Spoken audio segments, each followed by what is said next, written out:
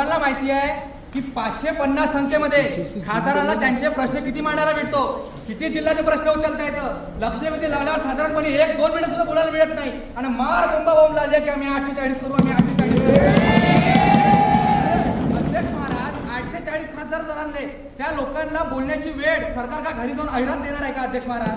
मग अशा वेळेसला जर तुम्ही म्हणत असाल की आम्ही 25 खासदार नॉमिनेट करून आणू, म्हणजे आयत्या बिडावर नको बा अध्यक्ष महाराज, म्हणजे आम्ही आमचा खून पसीने एक करून निवडून यायचं न 25 खासदारांनी या सभागृहामध्ये येऊन बसायचं. म्हणजे जर समजा देशामध्ये कोणालाच बहुमत मिळालं नाही तर हे 25 खासदार एखाद्या नागोबासारखे कोणाला आशीर्वाद देतील आणि कोणाला डसतील काही सांगता येत नाही. अध्यक्ष महाराज, सर्वात गंभीर मुद्दा म्हणजे याच्यामध्ये सरकारने म्हटलंय की आम्हाला ओबीसी बांधवांना राजकीय आरक्षण द्यायचं आहे. अध्यक्ष महाराज, ठामपणे त्याला समर्थन करायला तयार आहे, एबी फॉर्म घेऊन समर्थन द्यायला तयार आहे. पण तुम्ही आजपर्यंत ओबीसीची आकडेवारी काढली का? तुम्ही ओबीसीला कॉलम किती दिला का?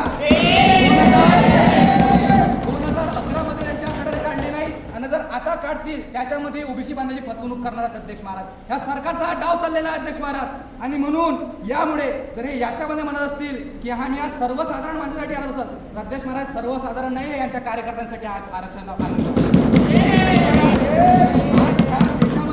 550 सीटावर जर तुम्ही महिलाला आरक्षण देत असाल आणि त्या सकट जर ओबीसीला आरक्षण देत असाल तर अध्यक्ष आम्ही समर्थन करायला तयार आहे.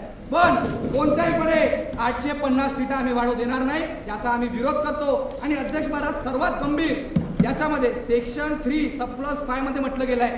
काय म्हटलं अध्यक्ष महाराज की कोणत्याच राज्याला पहिल्या डिव्हिजन मध्ये त्याच्या सीटा कमी होणार नाही. काय चाललं अध्यक्ष महाराज? सरसकट हुकुमशाही चाललेली आहे. म्हणजे पहिल्या डिव्हिजन मध्ये राज्याच्या सीटा कमी होणार नाही आणि दुसऱ्या सीटामध्ये त्यांनी कोरड्यागिरीत जाऊन जीव द्यावं, काही करावंच नाही, अशी या परिस्थितीतून म्हणून